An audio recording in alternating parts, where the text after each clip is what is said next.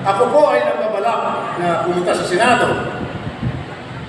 At mahalaga po sa akin na ipakita sa inyo na ako ay katiwala ninyo.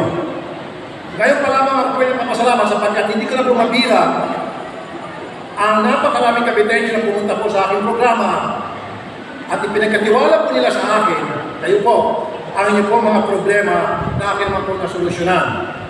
And because of that, ako po ay taus-puso nagpapasalamat sa inyong tiwala. Sa TV lang, no? At ako po ay nangangako na hindi ko po sisirain ang inyong pong tiwala na yan sa akin.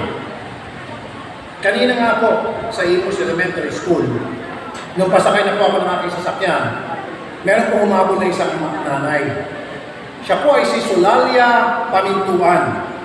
Back in 2019, siya po ay natulungan ng aking programa. Kaya pumunta po siya sa akin.